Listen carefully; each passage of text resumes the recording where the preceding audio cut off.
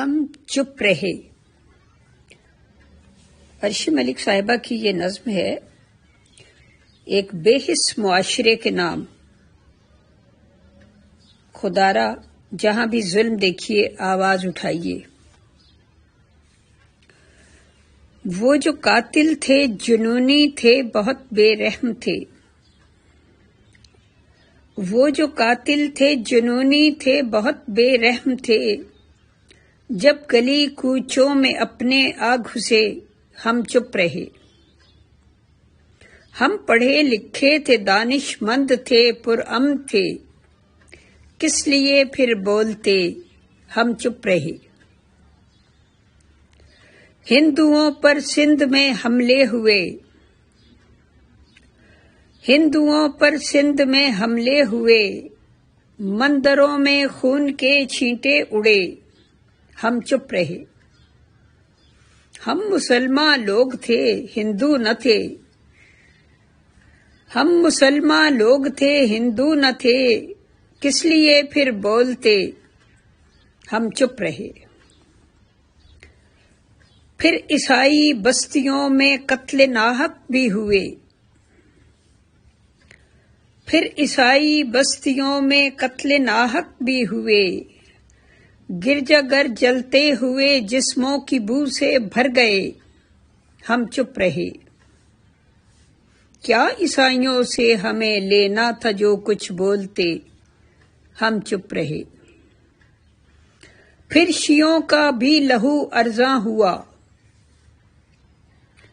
پھر شیعوں کا بھی لہو ارزاں ہوا، 10 محرم یوم محشر جب بنا ہم چپ رہے۔ ہم شیعہ کب تھے کہ ناحق بولتے ہم چپ رہے۔ احمدی بوڑھے جواں اپنی عبادت گاہ میں، احمدی بوڑھے جواں اپنی عبادت گاہ میں، ظلم و سفاکی سے جب بھونے گئے ہم چپ رہے۔ قادیانی ہم نہیں تھے، کس لیے پھر بولتے ہم چپ رہے۔ پھر مزاروں خانقاہوں کی بھی باری آ گئی، پھر مزاروں خانقاہوں کی بھی باری آ گئی، جب دھواں بارود کا صحنوں کے اندر بھر گیا، جب دھواں بارود کا صحنوں کے اندر بھر گیا ہم چپ رہے۔ ہم کسی صوفی کے پیروکار نہ تھے، بے وجہ کیوں بولتے ہم چپ رہے۔ اور پھر ایسا ہوا، اور پھر ایسا ہوا، ہم مدد کے واسطے ایک رات چلائے بہت، خون کی جب ہم پر ہوئی برسات چلائے بہت، چیتھڑے بن کر فضا میں جب اڑے، بیویوں بچوں کے پاؤں ہاتھ چلائے بہت، گھپ اندھیرے میں تھی عرشی ہوں نہاں،